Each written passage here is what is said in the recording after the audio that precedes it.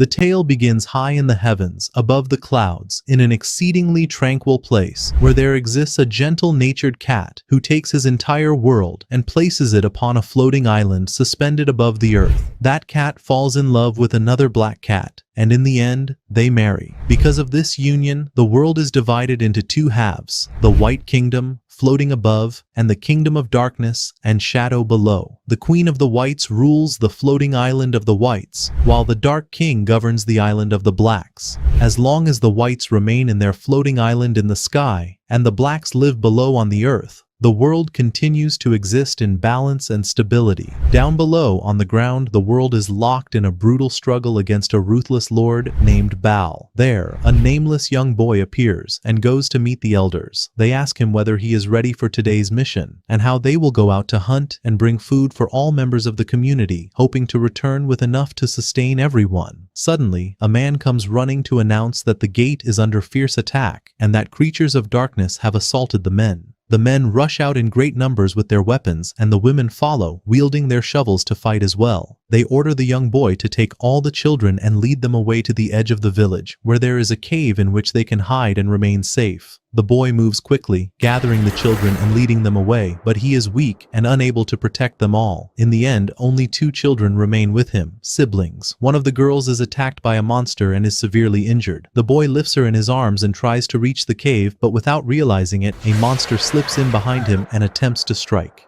At that moment, the 3rd child, trying to protect his siblings, chooses to sacrifice himself for the greater good. He rushes toward the monster and is killed, telling the young boy to take his injured sister to safety and leave him behind to die. In the end, the entire village is reduced to complete ruin, with no one left alive. The young boy finds it unbearably difficult to think about life, having lost everything that once gave it meaning, and seeing no reason worth continuing to live for. And so, he begins to dig a hole. At the same time, an elderly and somewhat frail man enters the city while holding his map, thinking that there must be nearby cities where he can spend the night. But as he draws closer, he discovers that no city remains. He then notices the young boy inside the hole and asks him about the nearby cities. The boy asks him where he is headed and tells him that there is no city there anymore, and that all settlements have been reduced to ruins and destruction. The boy is shaken and asks the old man whether their city was truly under the protection of the Dark King, and why the Dark King merely watched until they were all destroyed. The old man does not believe in the integrity of the Dark King, for reasons that will be revealed later, but for now he only says that the entire kingdom lies under the rule of the Dark King. The man notices the boy digging the hole and asks him why he is doing so. The boy asks him not to ask any questions, saying that even if he explained, the man would never understand what he is feeling or what he has been through. He adds that what he is doing may seem meaningless to others, but it is the only way that allows him to feel even slightly better. The man insists on knowing the reason, and the boy finally tells him that he wants to draw closer to the light. The White Kingdom lies in the sky, and he feels that a deep hole will allow the light to reach him more easily than standing on ordinary ground. The man tells him to stop digging and says that he is hungry and has not eaten for a long time, and that he must calm down before he collapses. The boy replies that he will not collapse because he sleeps well. The man answers, "How can there be good sleep without food?" He then throws him a loaf of bread, which the boy catches and eats quickly and efficiently, nearly choking. The man then throws him water, and the boy drinks, becoming visibly joyful and full of excitement. The man asks him to climb out and rest, but when the boy refuses, he throws him a sword. He asks why the boy is digging a hole when he could exert his full effort to help the situation. The boy replies that he does not see this as his role, and that he is not capable of doing anything in the first place. The man introduces himself, saying that his name is Skir, and asks the boy for his name. The boy answers that he has no name, and that everyone calls him whatever they like, so Skir tells him that he will call him by a name of his own choosing. Skir draws his sword and begins to fight the boy. The boy is confused by his actions and wonders whether Skir intends to teach him how to fight, especially since he does not wish to learn to battle monsters on his own. Skir tells him that no one here will come to save him. The boy realizes that he is no match for Skir and tries to stop the fight, but Skir is surprised and asks, "Then why did you take the sword in the first place?" In the end, Skir halts the battle and says that he never knew his end would be this calm and peaceful. The boy asks how he knows, and says that he no longer wants to fight, yet at the same time admits that he still wants to to fight Skier. Skier then tells him that this is the end of his life and explains that he is the Prince of Darkness and that he once fought the Dark King in an attempt to seize control of the kingdom after discovering that the world was not functioning as it should.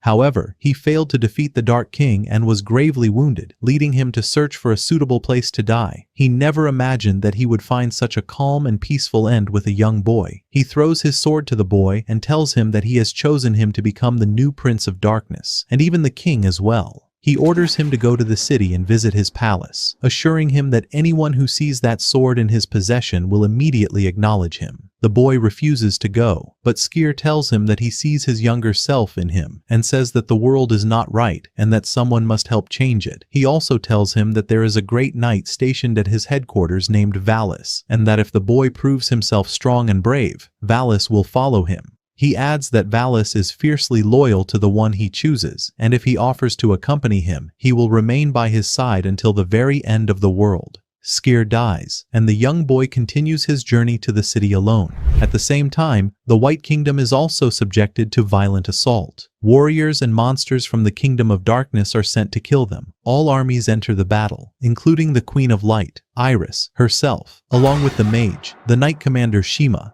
Fass, and several other key warriors. As the fighting rages on, they call upon the Rune Guardian to grant them support. After the war comes to an end, Fass returns to his home, where he meets his younger brother Theo, who is overwhelmed with joy simply to see him alive. At the same time, Shima encourages all the warriors, urging them to rest and prepare for the next war. She then departs to meet Fass, and the two of them enter the house together to speak about Iris. Fass asks Shima whether Iris's power comes from the crown she wears, and whether she truly believes that Iris can defeat the Dark King with that power. They both acknowledge that Iris is indeed powerful, but that she cannot exhaust her strength completely, because doing so could lead to her death. Fass advises Shima not to discuss this matter in front of others, so that it will not be interpreted as an insult to the queen. After the war, one of Iris's attendants notices the signs of severe fatigue and weakness upon her, asks whether she has consumed too much of her power, and advises her to rest. However, Iris is unable to sleep, so she leaves and heads toward the ruins of the first ancestor, seeking protection and aid. Shima follows Iris there, and Iris calls out to her, saying, "My elder sister." She reveals that before they competed for the title of Queen of Light, they used to train together, and that Shima was one of the people who helped her become stronger. Shima reminds her that she has now become the queen, that she was the one who won the confrontation between them, and therefore she is certain that she deserves this position. She then asks Iris whether she remembers the previous Queen of Light, and how her face always carried a smile as she watched the competition. The two of them admit that the memories of the former Queen of Light have begun to fade, and they both wish for the war to end quickly, and for the Dark King to change his stance. Iris says that she is certain the world will become a better place when the next Dark King arrives. Shima asks her whether she still believes she will be alive by the time the new Dark King comes. Iris replies that she does not care whether she lives or dies. All that matters to her is that the world will one day become a safe place for all people.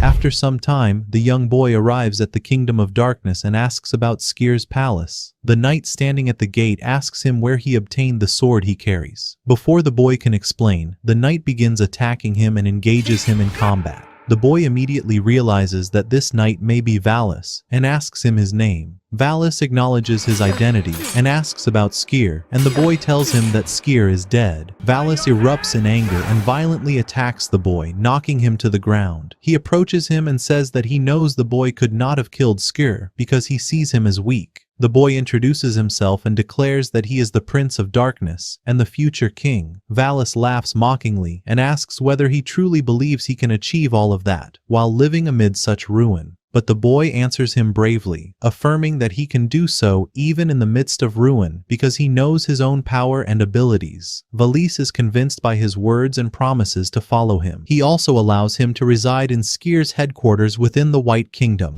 At that very moment, one of the guards announces that the western gate is under attack by Baal. Iris orders Shima to contact the rest of the mages so they may join the battle, and commands Fass to lead the knights into combat. Shima uses her crown to transmit the warning to all the mages, and everyone awakens, prepares for battle, and heads to their assigned positions. Baal is eager to fight Iris, and roams throughout the city searching for her. When he encounters a group of mages, he attempts to intimidate them, telling them that instead of dying in battle, they should simply send Iris to him. The mages attack him with their magic, but none of their assaults affect him. He counterattacks, destroying the entire surface on which they are standing. He moves on and encounters a group of knights led by Fass, repeating his demand that they not waste their lives in battle and instead bring Iris to him. They do not respond and begin firing arrows at him. As Bal prepares to attack them, Lord Alansha suddenly appears and fights in their place. The knights thank him and return to the city to protect the remaining people. Upon seeing Alansha, Bal recognizes him immediately and says that he is the leader of the elves, the one who commands the three spirits, fire, water, and earth. Alansha orders the spirits to attack, and Bal is prepared for their assault.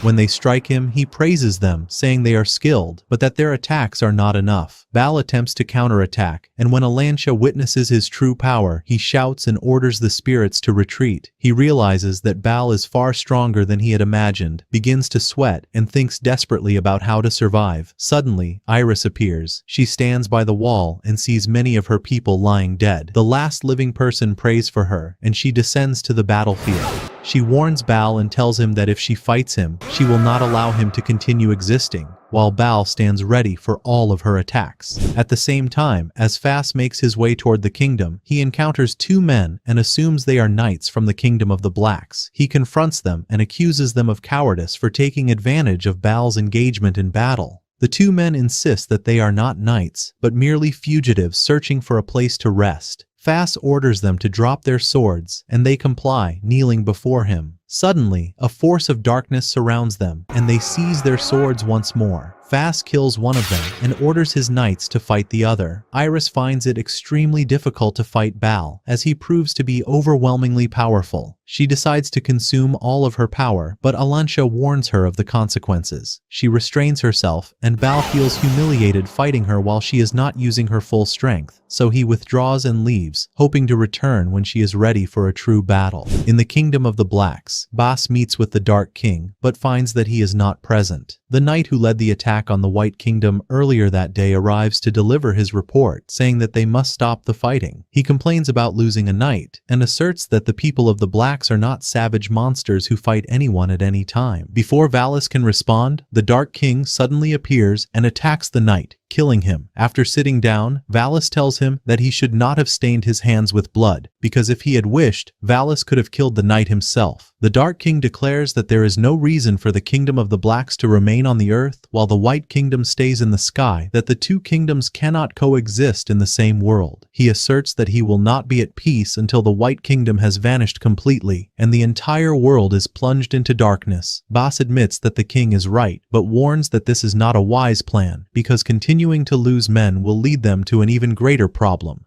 the King of Arrogance. Bal. Valis returns home and meets the young boy, the Prince of Darkness. The prince asks him where he has come from, and Valis answers that he has come from the palace of the Dark King. The prince had believed that Valis's loyalty belonged solely to him, but Valis explains that he is loyal to the king and to whoever comes after him, reassuring the prince that he is loyal to him as well and that there is no reason to fear. The prince tells Valis that he wishes to train with the sword and learn how to fight, declaring that he does not deserve to be king if he cannot even defeat Valis himself. Valis informs him that combat is not the primary goal and that he must read and learn. Valis brings several books and places them before him on the table, ordering him to read, and asks, "How do you intend to become a king if you do not learn? Or do you want the people to starve?" He then speaks to him about agriculture, governance, and the management of the kingdom's affairs, adding that if he desires the dignity of a king, he must pay attention to his words and the way he speaks. At the same time, Valis agrees to train him and tells him that there are other heirs to the throne searching for him, and that he must be exceptional if he wishes to claim the throne. The training begins, and the prince learns at a remarkably fast pace. Elsewhere, within the forest, the gray-green demon lady, Grossa,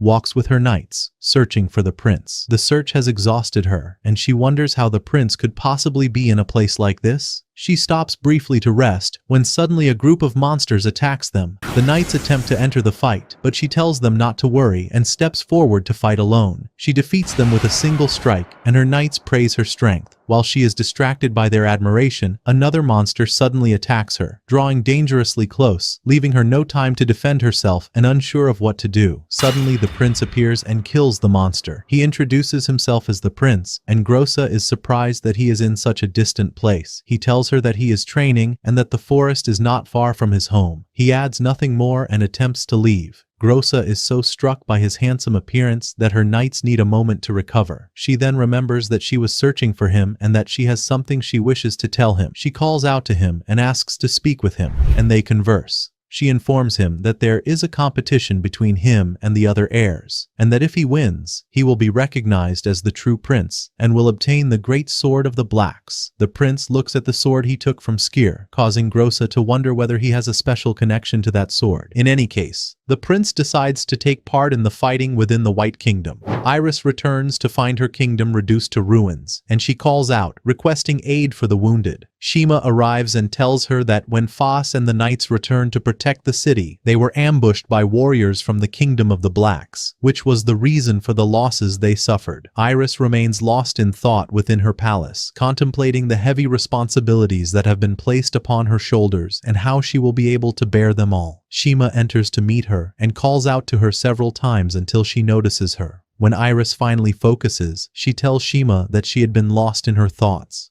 Shima asks what she is thinking about, adding that perhaps the former queen had also been lost in her thoughts at times when people believed her to be calm and gentle. Shima informs Iris that she will take responsibility for rebuilding the destroyed city, and Iris asks her to carry it out properly. After Shima leaves, Iris remembers the former queen. She recalls their childhood before she became queen, when she used to wake up very early and stand at the edge of the city, praying for the White Kingdom. On one such morning, Shima comes to her and asks, "Do you still wake up this early?" She then adds that she is not suited for waking early because she loves to sleep. Iris reminds her that she has greater responsibilities and that she must take care of her siblings, Theo and Fass. Shima laughs and says that those two alone are more than enough responsibility, and that if Iris wishes, she can take them herself. They both laugh together. Iris asks Shima, "Do you know what it means to be the Queen of Light?" Shima replies that she has never thought about it. Iris continues to wonder what the true burdens and responsibilities of the Queen of Light really are. They return to their places and see the Queen of Light, admiring her beauty and majesty, each of them anticipating the battle and competition for the title of Queen of Light. They both wish to give their best, but Iris is unsettled. Shima asks her, "Do you doubt yourself, or does the position frighten you?" Iris answers no, then turns the question back to Shima. Shima admits that she often feels the responsibility is greater than she can bear, and that the life of a queen seems dull as she must remain in the palace without going out. She believes she does not have the ability to live such a monotonous life. Iris says that perhaps such a life is not so dull, and that perhaps they do not know whether the queen leaves the palace without anyone noticing. Shima disagrees with her, and they leave together. Shima asks Iris whether she will have dinner with them that night, telling her that Fass has been waiting for a long time, since they have not eaten together for quite a while.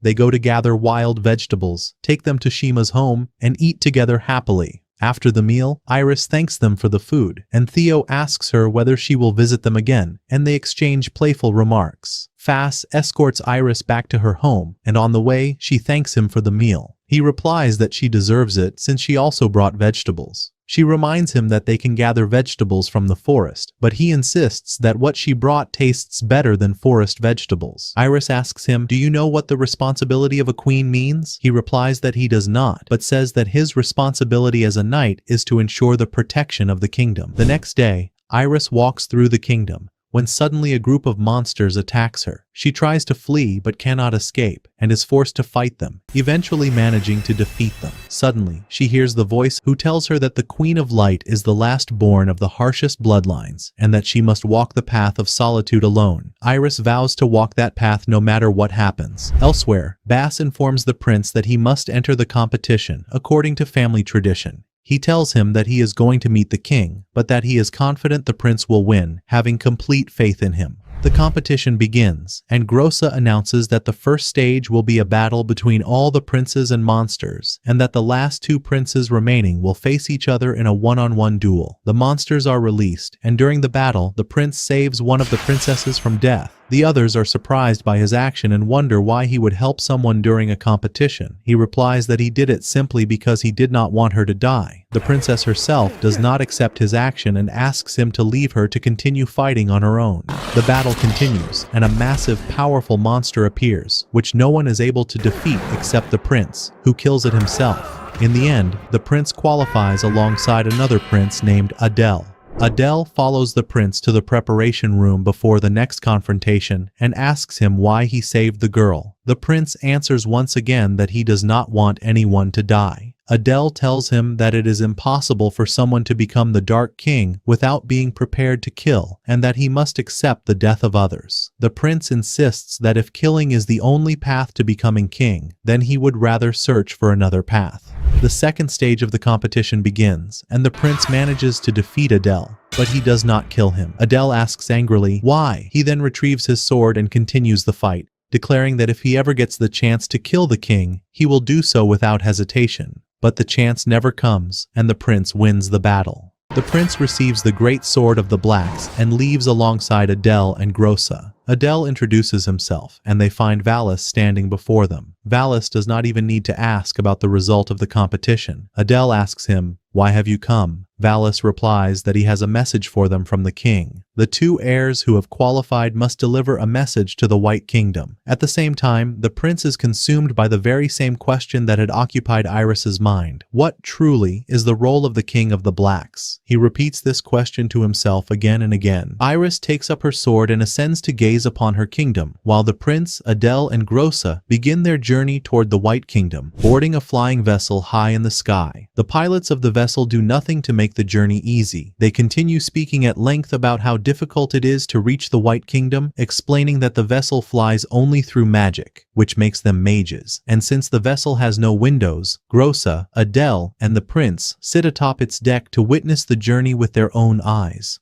Shortly before their arrival, Grossa begins to wonder how the mission will unfold and whether they will truly be able to deliver the letter. She explains that even if the world consisted of only these two kingdoms, they are still at war, and no matter how things may appear, they are not allies. Pretending that everything is fine would be sheer madness. She then asks the prince whether he believes he can truly deliver the message. The prince replies that even if he is not completely certain of his ability, he believes he can fulfill the role of envoy and deliver the letter. Adele intervenes, telling him that his conversational skills are not the best, and that he appears somewhat shy, asking what makes him so confident he can succeed. The prince insists that he feels capable, but Adele reminds him that the two kingdoms are at war and that the manner of communication will determine whether they return safely or not. Adele proposes that, since he is better at speaking and negotiation, he should serve as the envoy, while the prince pretends to be his guard. The idea appeals to all three, and the prince thanks Adele for his noble gesture. Upon arriving at the White Kingdom, they are met by Fas, who greets them with his sword drawn. The prince draws his own sword in response, but Adele quickly intervenes, apologizing to Fas for the prince's behavior and explaining that they have come only to deliver a message to the queen, with no intention of causing trouble. Fas is surprised and asks whether he is even obligated to accept a letter from them. They attempt to placate him, assuring him that the queen was informed of their visit in advance and that they mean no harm. Adele asks Fas to lower his weapon, but Fas refuses, declaring that the people of the blacks are cowards, willing to do anything to achieve their goals. Adele tries to persuade him, explaining that not all people of the kingdom of the blacks are like that, and that ordinary citizens suffer under the actions of their selfish king, who believes the entire world is in his grasp. He adds that they are powerless to stop him, that the king is capable of killing even his own people, let alone the people of the whites, and that if the king were to die and be replaced, the whole world would become calmer and better for everyone. Fas recalls how weak the knights who attacked them previously had been, and he senses that the common people truly bear no fault. Yet in the end, he declares that what the people of the blacks endure is not his concern, and that they are free to face their own fate. Finally, Foss takes the letter from Adele and sends it to Iris, but he refuses to allow them into the palace. Adele continues speaking, patiently trying to win him over, until at last he succeeds, and Foss invites them inside. He orders them to leave their weapons at the entrance to the palace and leads them within. As they walk and whisper among themselves, he commands them to be silent, reminding them that they are guests and must conduct themselves with proper decorum, and that all speech will be formal before everyone, including the Queen. Foss asks Adele how long they intend to stay. Adele replies that they may depart the same day depending on the outcome of the negotiations, or leave the following day, as he knows the talks will not be easy. At last, they meet Iris. Iris looks at the prince, and despite his disguise as a guard, she senses that there is something different about him. She tells them that she has read the letter sent by their king, stating that he wishes the two kingdoms to unite and destroy Baal, but she adds that she feels that if Baal were to disappear, the king would turn all his bloodlust upon her kingdom and destroy it. She admits that Baal poses a real threat to both kingdoms and that they need a long-term solution, but she is not convinced that an alliance with the Blacks is the best course of action. The prince intervenes, saying that the war against the White Kingdom will not end unless the current king relinquishes the throne. Adele is shocked by his words, but he quickly moves to contain the situation, explaining that the current king has ruled for many years and plans to abdicate, and that peace will therefore come soon. After the meeting ends, Foss escorts them to their rooms and asks them to remain as guests. Before leaving, the prince asks him about Iris's character. Foss finds the question inappropriate and warns the prince never to speak Iris's name again. The prince apologizes, and they proceed to their rooms. At the same time, the flying vessel returns, and its pilots wonder whether the envoys have returned safely. They say they had expected the people of the Whites to kill them the moment they arrived, but they believe that Adele's eloquent tongue will allow the negotiations to proceed smoothly. A message reaches Grossa informing her that Valis requests to see her as soon as she returns to the city. When she does return, she goes to meet him, and along the way, some men speak of her power, saying that she is capable of monitoring anyone around her, and speculating that she was summoned to confront the demon who is planning to attack them soon. Inside the room, the prince asks Adele what is troubling him, but Adele turns the question back on him, asking why the prince always interferes in the negotiations. He explains that the people of the White Kingdom do not like the Blacks and always see them as the ones at fault, and that provoking them will only worsen matters. The prince objects, saying that Iris is different, and that he sees her as a peaceful person who desires peace. The following day, Iris calls them to another meeting. She tells them that she has considered their message, but that she has a question. She says she wishes to direct the question to the prince, which shocks Adele, prompting him to explain that the prince is merely a guard. Iris insists that he answer and asks him, how do the people of the Kingdom of the Blacks truly view this alliance? Her advisor warns her that this question is inappropriate to ask a guard, but she asks him to answer nonetheless. The prince informs those present that the people of the Kingdom of the Blacks were deeply affected by what Baal had done, that he slaughtered a great number of them, and that he believes forming an alliance will prevent the deaths of many more innocents, which is why they support it.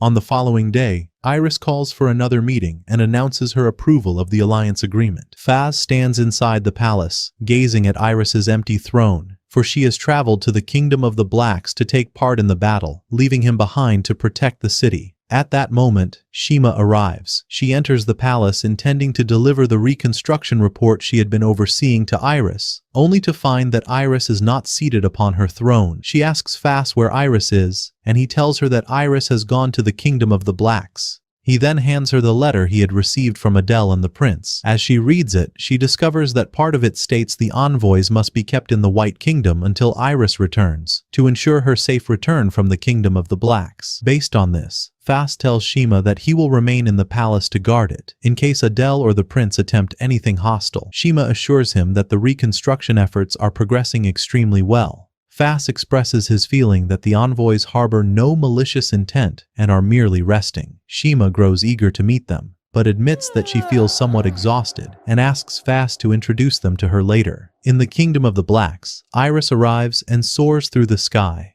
A merchant who has just finished selling his goods to a customer is struck by a strange sensation spreading through the city the moment the customer leaves, a feeling that something terrible will happen that day. Almost at the same time, he sees Iris flying overhead, and he tells his wife to close the shop and gather their belongings, believing it is better not to be present when what is coming arrives. The people of the Kingdom of the Blacks, along with the knights and mages led by Grossa and Valis, prepare to confront Baal. They do not know whether the negotiations with Iris have succeeded, nor whether they can win. Even so, Valis encourages the people, telling them that Baal, the king of selfishness who shatters the balance of the two worlds, has returned once more, and that, as always, he is capable of destroying the entire city in a single moment and slaughtering most of them without reason, simply because he delights in destruction. Therefore, their duty is to stop him and save their city. He admits that it may be difficult, but it is their responsibility, and they will fight for their home. The battle begins, and a group of black beasts is sent to attack Baal. They strike him, but he repels them with his hands and hurls them away, telling them they are far too small to fight someone like him. He then faces Grossa and her mages. Grossa fires arrows at him, but his metallic body shatters them all. Fear grips her, yet she steels herself and orders the mages to unleash the next volley. Baal laughs mockingly and says that such foolish things will never pierce him.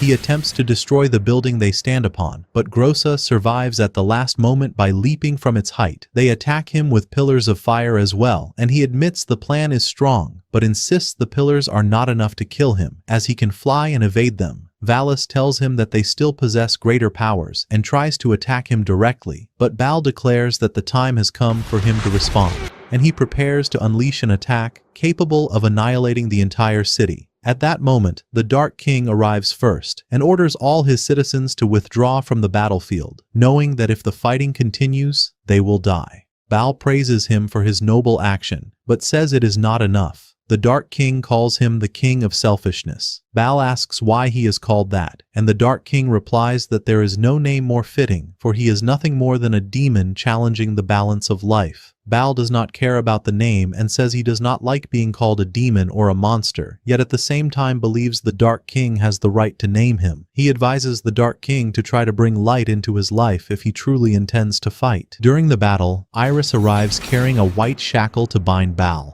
Baal did not expect her presence and asks what she is doing there, mocking the Dark King for swallowing his pride and calling Iris to fight in his stead. The Dark King ignores the mockery and declares that all that matters to him is the balance of the world, and that if achieving it requires the destruction of Baal, then Baal will be destroyed. He attempts to seize Baal and confine him within his eternal prison. Baal is surprised that he is not being killed, and then begins to understand what the Dark King may intend for him inside that prison. Meanwhile, Iris has nearly exhausted all her power and barely has enough strength to return to the White Kingdom. In the White Kingdom, Adele encounters Shima and jokes with her, saying he never expected the head of the mages in such a vast society to possess such beauty. She notices the compliment immediately and firmly puts him in his place. The prince sees Iris struggling through the air and rushes to catch her before Shima and Fuse notice her arrival. He lowers her to the ground, and Shima realizes that her power is depleted. She orders Fuse to take Iris to the palace and tells the prince and Adele to remain in their room. Shima notices that Iris had been connected to the runes, which had been draining her physical strength, and as she tends to her, she asks Fuse to inform Adele and the prince of the battle's report so they can return. Inside the prince's room, he is deeply worried about Iris's condition. Adele enters jokingly, saying the prince seems fond of Shima, though he knows the prince truly favors Iris. The prince replies that this is not the time for such talk and moves to leave. At that moment, Fuse enters, and the prince asks him about Iris, but Fuse scolds him, telling him he has no right to ask about her. He then reassures him that Iris will be fine and informs them that the war has ended and that they may return that very night. Grossa returns to her home exhausted and worn when she suddenly encounters Valis. He tells her that imprisoning Baal was a great blessing for their kingdom, and adds that he knows she is tired, but there is still a message that must be delivered to the White Kingdom. He hands her a letter to take with her. As she walks, she thinks of the Prince of Darkness, feeling irritated that they did not even allow her a moment's rest after the war and sent her immediately to the White Kingdom. Yet, after a short while, she calms down when she remembers that the prince is in the White Kingdom and that she will see him as soon as she arrives. Morning breaks in the White Kingdom, and the white Tanuki stars fly joyfully through the sky. The queen has recovered and summons Adele and the prince, announcing that the war has ended. Adele thanks her for taking part in the battle, but she says she does not deserve all that praise, for she did very little and merely borrowed a small portion of her power, while the kingdom of the blacks suffered immense losses and devastation to both lives and property. She wishes them a swift recovery. Adele tells her not to worry and explains that the kingdom of the blacks consists of two different kinds of beings, humans and monsters. The monsters are able to endure battle because they regenerate, and they love the kingdom of the blacks because they are drawn to darkness. Iris says she knows about the monsters, and she prays that when they are reborn, they will carry within them the spirit of light. Adele admired the way Iris treated the people of the kingdom of the blacks without any discrimination, so he promised her that when he returned to his kingdom, he would speak to the king and beg him to temporarily halt the war against the kingdom of the whites so that everyone could live in peace, especially since he had previously told him that the king of darkness kills anyone who opposes him or tries to advise him. Fuse questioned whether Adele was certain this was a wise idea, as it could cost him his life. But Adele replied that he believed attempting something was better than doing nothing at all, and for that reason, he was willing to take the risk. At that moment, the arrival of another messenger from the Kingdom of Darkness was announced, and they asked Iris what should be done. She instructed them to allow him to enter the palace. Grossa arrived and apologized to Iris for entering the kingdom without prior notice. Iris asked her about the reason for her visit, and she replied that she carried a message from the king and earnestly requested that Iris read it. As soon as Iris finished reading the letter, it became clear that the King of Darkness was requesting an extension of the truce between the two kingdoms, so that the Kingdom of Darkness could have sufficient time to rebuild itself and return to its natural state. Fuse commented to Adele that this would at least delay the peace proposal he had intended to present, and would allow them to enjoy the truce for a while. Iris agreed with the suggestion and proposed taking the guests on a tour of the Kingdom of the Whites so they could better understand its nature. As they were leaving the palace, Shima expressed concern about Iris's health and asked whether she was feeling better and able to walk, and Iris replied that she was fine. They stepped outside the palace and saw Theo standing near the tree. He greeted his siblings and asked who the three guests were. When they told him that they were from the Kingdom of Darkness, he panicked and quickly hid behind Shima. They reassured him that these people were kind and would not harm him, so he came out and admitted that it was possible for there to be good people in the Kingdom of Darkness as well. They began talking and asked him what he was doing there, and he revealed that he was trying to heal an injured Tanuki star. He approached it and used his magic to treat it, which prompted Fuse to ask where he had learned such magic. He replied that Shima was the one who taught him, but Fuse objected, saying that he should not become a mage after previously declaring that he wanted to become a knight. Theo jokingly replied that he no longer wished to be a knight, because if he became one, he would eventually rise to the rank of commander and make Fuse his deputy. Everyone burst into laughter as they watched the Tanuki stars play around one another. Brusa commented that the white Tanuki stars in their kingdom were gentle, beautiful, and obedient, whereas those in the Kingdom of Darkness were nothing but a source of annoyance, even though they were still cute.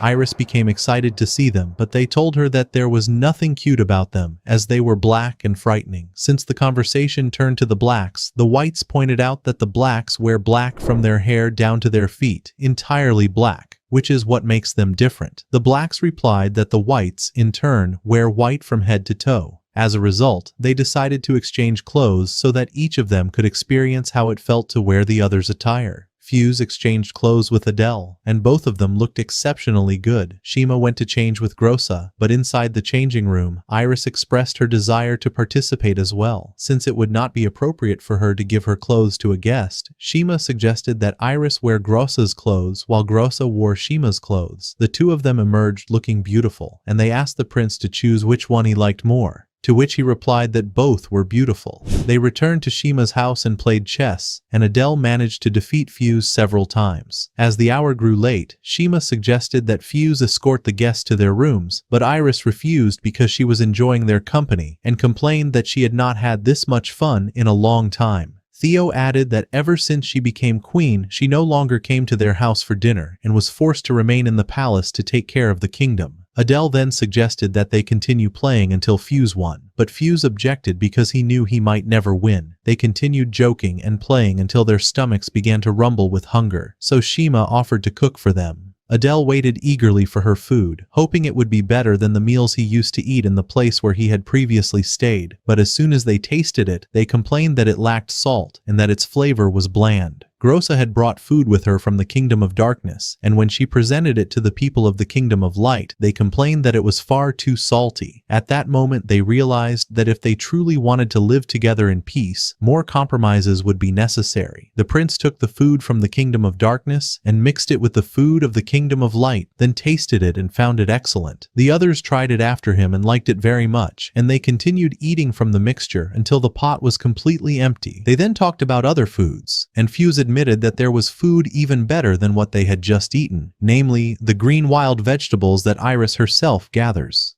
These wild vegetables were well known and also existed in the Kingdom of Darkness, but the prince expressed his desire to taste the wild vegetables of the Kingdom of Light because he knew they absorbed more light there and therefore tasted better. When Iris heard this, she suggested that they go together to gather the wild vegetables, but they reminded her that it was already late, so they decided to do so the following day. That night, the prince found it difficult to sleep, so he stood in the corridor, where Grossa met him and asked what he was thinking about and whether he could confide in her. He shared his thoughts and told her that he saw Iris as a very ordinary person, free of complications. She replied that he was the same as Iris, an ordinary person, and that was precisely why he deserved to become the King of Darkness. She wished for him to ascend the throne soon and promised to support him whenever he needed it. He thanked her, and she told him to sleep early so they could go out the next day to gather the wild vegetables. At the same time, Iris also found it difficult to sleep and sat thinking about how full her day had been with adventures. The next morning, everyone headed into the forest under Iris's lead to gather the vegetables. Iris was extremely enthusiastic and rushed ahead, but Shima told her there was no need to hurry, as the vegetables were not going anywhere. Iris insisted that she was simply excited and wanted to arrive quickly. When they reached the forest, the people of the Kingdom of Darkness were surprised and asked whether this was truly the place where the vegetables were gathered. Iris explained that there were many places where vegetables could be collected, but she preferred this location because the vegetables there absorbed better light and thus were of higher quality. She showed them how to gather the vegetables, and Adele suggested that they split into groups to make the activity more enjoyable. Everyone agreed to the idea, and Fuse wished to be in the same group as Iris, while Grossa hoped to gather vegetables with the prince. However, when they asked Adele how he intended to divide the groups, he explained that they would form pairs, each consisting of one person from the Kingdom of Light and one from the Kingdom of Darkness, so they could get to know each other better. Grossa was not entirely comfortable with the idea, but she ultimately agreed, as she had no other choice. They sat reflecting on how to divide the groups, and Fuse insisted that, for safety, he should remain beside Iris. Iris interrupted them before anything else, and told them that there were several instructions they needed to know regarding the gathering of wild vegetables, explaining that some vegetables become bitter if they grow too much, and therefore the proper ones must be chosen carefully. She then showed them the correct way to cut the branches and harvest the vegetables. At that point, everyone realized that she was the most knowledgeable among them in this matter, so they decided that it would be best for her not to join any group and instead remain standing separately to observe them. Thus, Adele was paired with Shima, Grossa with Fuse, while the prince was with Theo, and everyone began searching for vegetables. During the search, Adele tried to get closer to Shima and know her better, but she was not very receptive to his gentle behavior. When he told her that they needed to get to know each other, she agreed reluctantly, and they continued searching together. They spotted a plant that looked very beautiful in Adele's eyes, but Shima was not sure whether it was edible. Adele felt there was no need for so much caution and suggested that they pick it first and confirm later, but Shima insisted that it would be better to ask beforehand. They called Iris and took her opinion before harvesting it. Adele commented that things were different in his city and that they had respect and caution in referring to the queen's opinion in most matters before taking action, but Shima did not share the same feeling and saw such matters as personal opinions that should not be mandatory. At the same time, the prince was with Theo, and when they found a green plant whose edibility they were unsure of, they called Iris to ask her about it. She examined it and told them that it was safe to eat, instructing them to harvest it. When Theo stepped forward, Iris asked the prince whether she could stay with them and gather vegetables alongside them, and he welcomed her. While they were talking, he accidentally touched her hand and immediately apologized. Elsewhere, Fuse remained on high alert throughout the day, gripping his sword and never letting go of it, which caused Grossa to grow curious and ask why he was so tense. He told her that he had to stay vigilant for Iris's sake and make sure she was safe.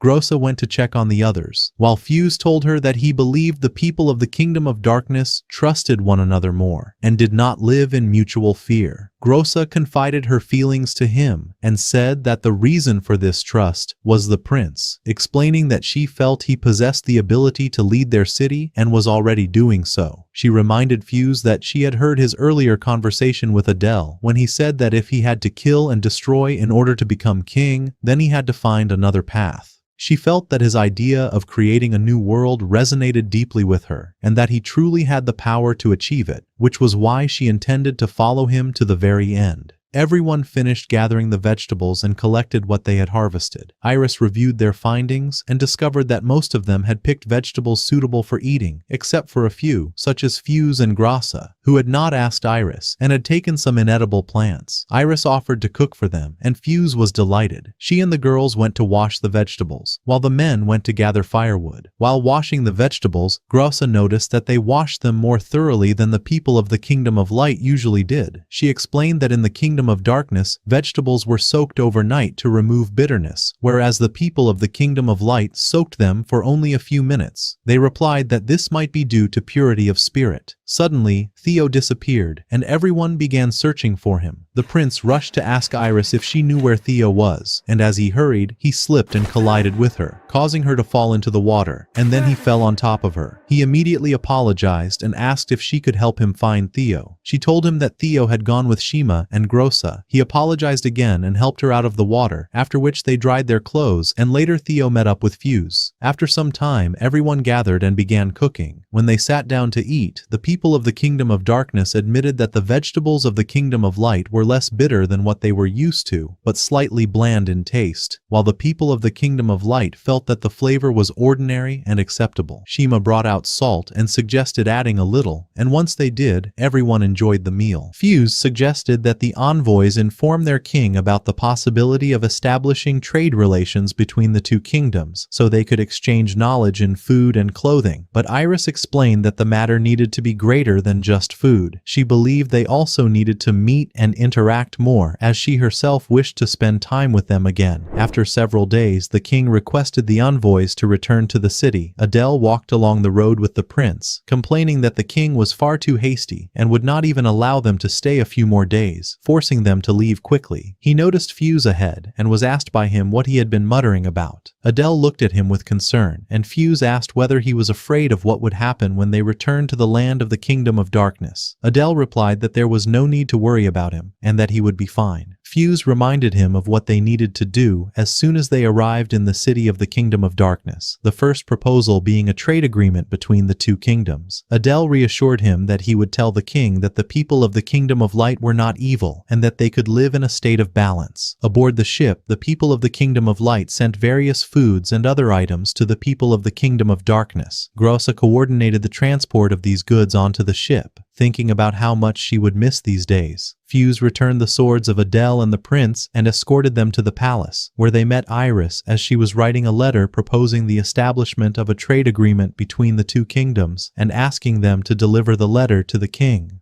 Adele reassured her that they would hand it to the king, then asked her what she meant by balance. She told him that balance meant the two kingdoms living in peace and harmony, but he laughed in response and said that this was not balance in his view, and that the strongest warrior had not created them to live in such balance. From his perspective, the people of the Kingdom of Light lived in a radiant light that the people of the Kingdom of Darkness had never seen, enjoying good food, protection, and a peaceful life, while the people of the Kingdom of Darkness had received the worst share from the strongest warrior, who had granted them no blessings and from whom they had gained nothing. Therefore, the only balance possible in his view was for the Kingdom of Darkness to rule the entire world. Dark power surged within him, his horns grew, and he grasped his sword with the intent to kill Iris. The situation became extremely dangerous, and there was no time for the queen's guards to intervene. But before he could succeed, the prince drew his sword and split Adele in two. Shock spread among everyone, and it took them moments to comprehend what had happened. The knights ordered Fuse to seize the prince, and Fuse, enraged, declared that he had been a fool to believe that the envoy's intentions were good. He unleashed all his anger on the prince, striking and kicking him before ordering his arrest. At that moment, Iris began to doubt whether she was truly making the right decision and called out for them to stop. But no one listened, and they took the prince to prison. Meanwhile, Grossa was bewildered by what was happening inside the palace and waited for the prince, but the sailors told her that they had to depart immediately because the envoys had been arrested and no one knew what had truly happened. After Fuse issued the order to arrest the prince, anger turned inward, and he began to reproach himself, calling himself foolish for having hoped things would turn out differently. Shima came to calm and console him, telling him that they had not known what would happen and that they had not been wrong to trust the envoys. Fuse complained of his exhaustion and said that he had been happy because there was hope for even a small form of unity between the two kingdoms. He then asked her whether she truly believed that balance could exist only through hostility and combat, and also wondered whether knights were destined to fight forever. Theo joined the conversation and asked Fuse why he was so anxious about a future that might never come, since the future is unknown and no one lives forever, and he was certain that they would not live forever either, so why all this worry? He then told them about a quarrel he had had with his neighbors the day before, and although the quarrel had not yet ended, he was sure it would end soon, because no one can keep fighting forever. After that he left, and his siblings silently wished and prayed that he would not grow up to become a warrior in these wars. On the other hand, Iris was deeply frustrated, sitting and thinking about what she could do to achieve balance and unity. Suddenly, the strongest warrior appeared before her and told her that in order to bring about the balance and unity she desired, she had to be fully aware of what she was capable of protecting, and then truly protect it. In the prison, the prince was confused and disturbed, unable to understand what mistake he had made. He recalled how Fuse had attacked and beaten him, and thought to himself that he did not know what he should have done. He wondered whether the king had secretly ordered Adele to kill the queen, and if so, then the king must have had a reason, and perhaps he should not have intervened at all. He was uncertain whether his decision had been right and felt completely disoriented. Suddenly, he saw a white cat standing before the door of his cell. The door opened abruptly, and the white cat called out to him. He was astonished and wondered whether it wanted to lead him out, so he followed it down the corridor. The cat transformed into a jewel, from which Iris emerged, and the sphere shattered as he caught her in his arms. They spoke together, and Iris told him how deeply she sought peace. He replied that he desired the same thing, and revealed his identity to her as the Prince of Darkness, and the heir to the future King of Darkness. Iris told him that she had sensed it, and that she knew they were both striving toward the same goal. He said that he wished to achieve true balance and asked her to wait for him. Then he returned on his way to the Kingdom of Darkness, carrying hope for unity in his heart. Iris walked on, thinking about him, telling herself that he had always been there yet confined, and from the moment she first saw him, she had immediately known he was the prince. However, when she observed his behavior and way of thinking, she feared that he might not be able to bear the full burden of kingship as required, and that he might not become the true king the world needed. Even so, she felt she would not have another chance to speak with him alone before his departure, and she was glad that she had finally been able to talk to him. She remembered his words that together they would bring peace to the world, and his promise to help her, and she clung to that promise, hoping that he would be able to fulfill it. After that, the people of the Kingdom of Darkness attacked the Kingdom of Light once again, and Iris went out to fight them.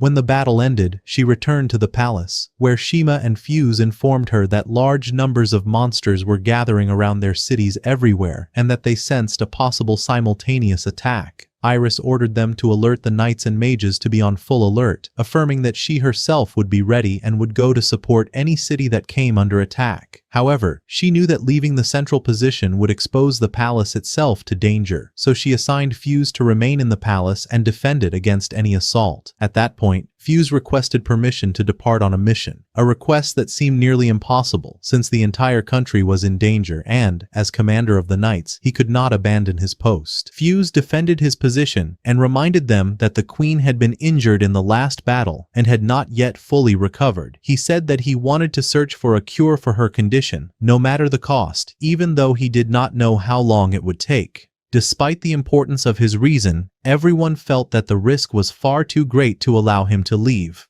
They rejected his request, and the queen insisted that she would recover and told him not to worry about her. She ordered everyone to continue training with their units and ensure that they were prepared for any attack outside the palace. Shima then told the queen that Fuse had been sincere in everything he said and that he truly needed to go in search of a cure for her illness. Yet she herself could not agree to his departure and asked him who would lead the knights in his absence. He asked her whether she could take responsibility in his place. Shima was astonished and asked how she could possibly command both mages and knights together, insisting that it was impossible. He then suggested assigning the role to Theo instead, a suggestion that seemed extremely absurd since Theo was not a knight and was still a young child. Shima assumed her brother was joking, so she left and walked away. Fuse continued thinking about a solution to save Iris. His companion noticed how troubled he was and told him that he had a solution to his problem. He explained that the queen's body was intact, but her power had not yet reconnected with the energy she used while fighting, and therefore she needed a place where benevolent energy capable of healing her existed in great abundance. If they could bring her a portion of that energy, she would recover immediately instead of waiting for natural healing. He told him that he knew the location of this energy, but it was extremely dangerous, and no one who had entered that place had ever returned completely unharmed. Fuse asked whether the place was truly that dangerous, such that even the great commander of the Knights of Light, or even the elf, might not survive. He replied that survival was possible, but wondered whether the queen would allow him to leave during such a critical time. Fuse lied and said that Iris had agreed to his departure, and they decided to set out immediately. At the same time, Shima continued her training with the mages until a knight came and told her that Fuse had disappeared. She immediately went to inform Iris, telling her that she believed Fuse had gone to search for a cure for her condition.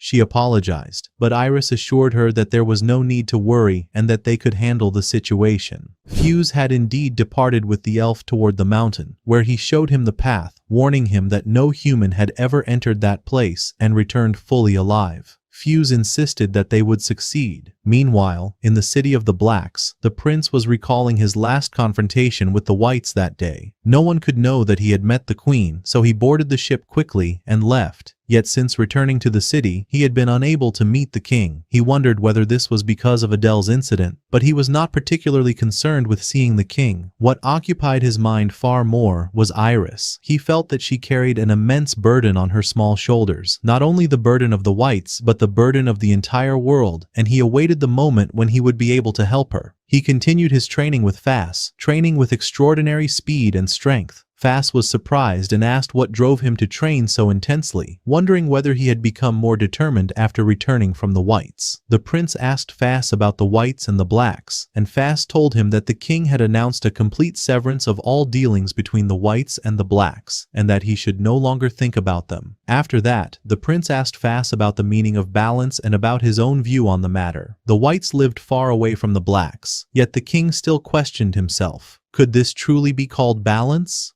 Fass admitted that this was a question even the king himself had not found a clear answer to. He explained that he wished the entire world would become black, because only then, from his perspective, could they reach the balance they needed. However, the prince asked again, if that was balance, then what would the future say if the Whites were completely eradicated? Fass replied that thinking about such a future was not his responsibility, and then they continued their training. Gru came to meet them and announced that the king had ordered her to ascend the mountain together with the prince to fight several monsters that had attacked the area, because he believed that ordinary knights would not be able to prevail. The prince went with her, and along the way she also began talking about the Whites. When they encountered the monsters, Gru fell into an underground tunnel, and the prince jumped down after her. They began thinking about how to get out, when suddenly an enormous monster appeared and attacked them, leaving them momentarily unsure of how to act. At the same time, the queen learned of the monster attack and gathered her team to prepare for battle. Meanwhile, Ilanis and Fuse were still traveling along the single, desolate path. At the very same moment, Iris was fighting the monsters. During the battle, Iris reflected on the weight of her responsibility. She told herself that since becoming Queen of the Whites, she did not carry responsibility for the Whites alone, but the responsibility for the balance of the entire world, the balance of all people, and that she had to preserve this balance. She was unsure whether balance meant that the two sides must fight endlessly, and she did not know what she was supposed to await until the end of her reign.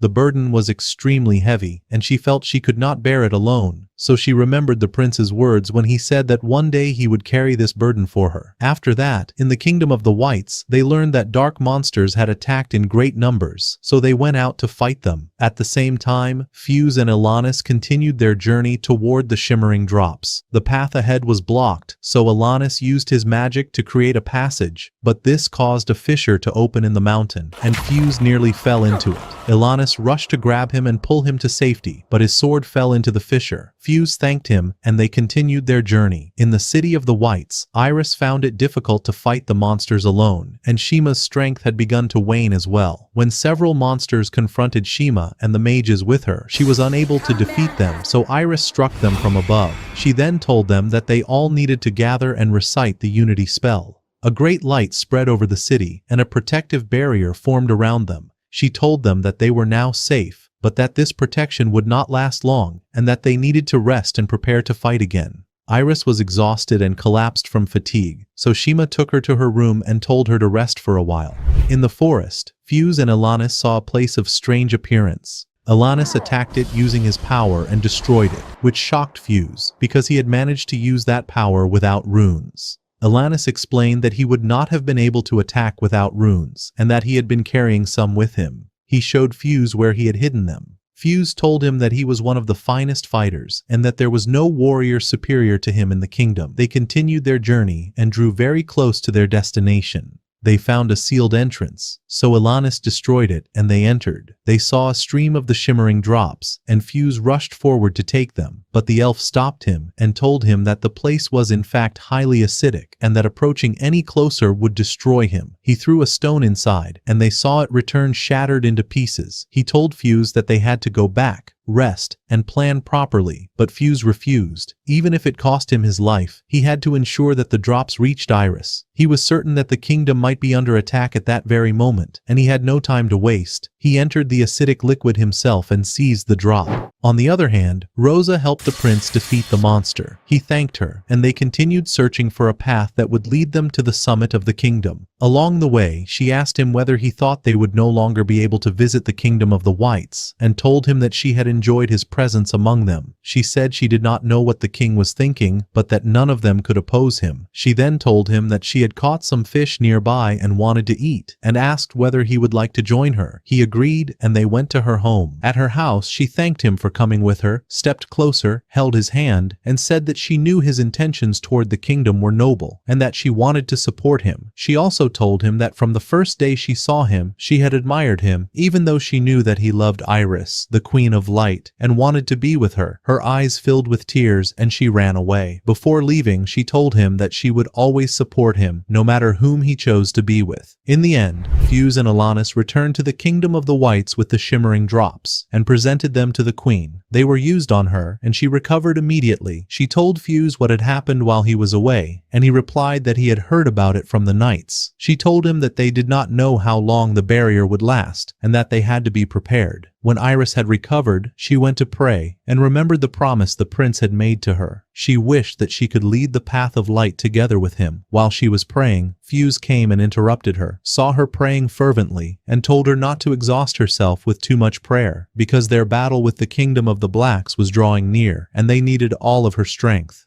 Iris thanked him and apologized for always causing them trouble, and thanked him for the shimmering drops. He replied that she should not worry, because it was his official duty as a knight. The commander also voiced her concern, saying that she had always relied on him and his sister, and did not know what she would have done without them. But Fuse pledged that his entire family would remain in her service until the last day. He then left to train his knights in preparation for the battle. That day, the prince awoke with a strange feeling. He went outside the city and heard a merchant saying that this day was the final battle against the whites. The merchant advised people to enjoy themselves at least before the battle, because those who waited to enjoy life afterward might never get the chance. When the merchant noticed the prince, he was surprised that the prince had not been invited to the battle, and asked whether he had rebelled. The prince denied it, and wondered himself why neither he nor Grossa had been summoned. Some children came to the prince and asked for his opinion about the battle. They said that their mother told them they had to win, because the whites' flying island made their clothes fade more slowly, and for that reason their parents said they would be victorious. They asked the prince whether he also believed they would win, and he answered yes. Suddenly, one of the guards approached approached and called out to the prince. The prince asked him why he had come, and the guard replied that he had been sent to summon him.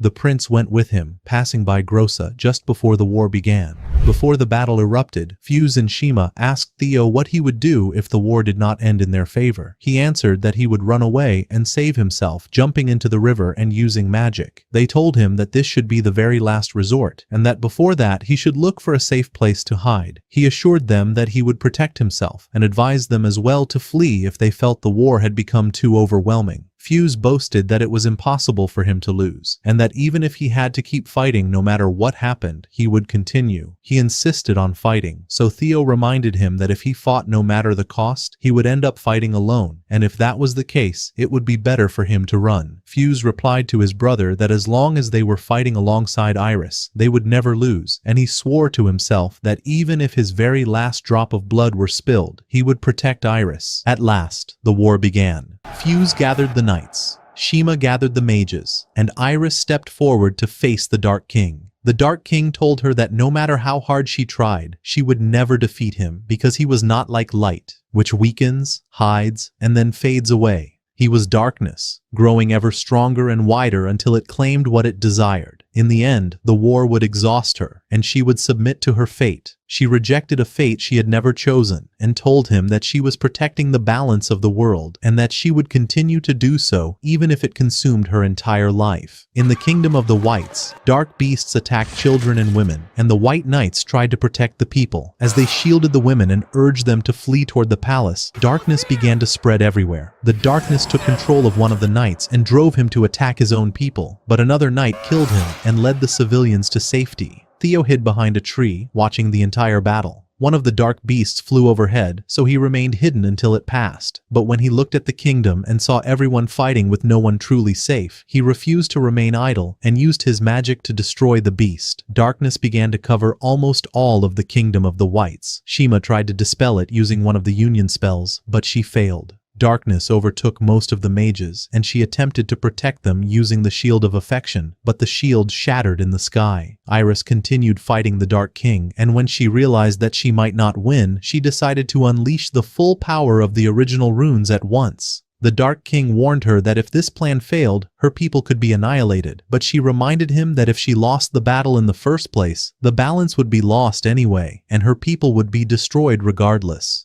She told him not to toy with her mind. She tried to attack him, but he struck back fiercely, and she fell into the kingdom of the Whites. Shima grew furious and screamed at the original rune, demanding to know why it would not protect them. Suddenly, Iris collapsed to the ground, and those around her caught her. At the same time, Fuse confronted Fass, who called him a coward and told him he would never win. Fass used darkness to drive Fuse away completely, declaring that he would remember him as a cowardly knight commander from Axe. Shima asked Iris if there was any way to protect the city. Iris replied that they could try another union spell, but when they attempted it, it failed. The Dark King appeared and ordered them to surrender and accept their fate. Shima asked Iris if there was any other solution. Iris said yes, but it was extremely dangerous. Shima told her to proceed, since she was the queen. Iris resorted to her final option, while the Dark King boasted of his power. Shima attacked him in rage, but he responded by engulfing her in darkness. Iris then turned to the original runes and released her final scream, begging for help. Amid the chaos of war, a knight led the prince to the place the king had ordered him to go. Along the way, he saw many knights surrounding him and realized, Huwag mong subukan, huwag kitang isusubo. Sige, sige, lika, lika dito. Ako na nagpasuso, pero mas mukhang bata.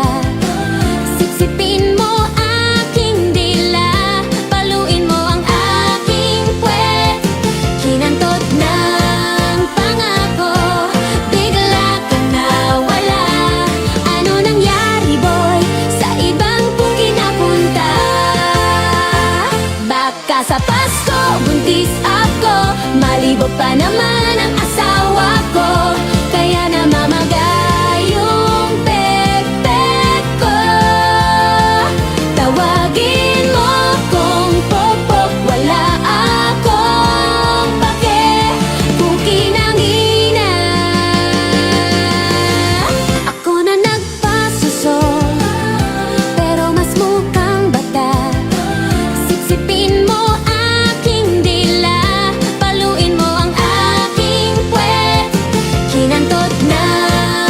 they were not there to protect him, but to carry out the king's will and kill him. He fought them and eventually reached the place where he found Adele. The prince was not greatly surprised to see that Adele was still alive, for he had felt that splitting him before had been far too easy and swift for someone who could be a potential heir to the king. Adele asked if he was shocked, and the prince answered no. The prince asked why he had attacked the Queen of Light, and Adele reacted in surprise, asking whether the question was directed at him or at the prince himself. He then said that killing the queen was the will of the king and the will of the entire people of darkness. The prince was stunned. Adele asked why the prince had stopped him from carrying out the king's will, and explained that even though the prince had stopped him, it had not stopped the king's plan because the attack had weakened Iris. He admitted that Iris was nothing more than a young girl, and that even with the power of the runes, she was still a girl. The attack had made her afraid and hesitant about her own power. He said that in a war like the one between the whites and the blacks, where the leaders are strong, the victor is the one who surrenders last. And since Iris had feared this attack, she would certainly be the first to surrender, which would become the victory ticket for the blacks. He added that the Dark King was not foolish and that the true fool was the one who believed him to be so. The king had a complete plan to dominate the entire world. The war had already begun in the kingdom of the whites, and no one truly understood the king's mind, not even Fass, who fought without knowing the king's real intentions. Adele said that he alone truly understood the king, and that this was not strange because he carried within himself an immense reserve of darkness just like the king, and might even be his true son. He revealed that the reason the prince and Grossa had been kept away from the war was because the king knew they might side with the whites, and that would make them difficult to control.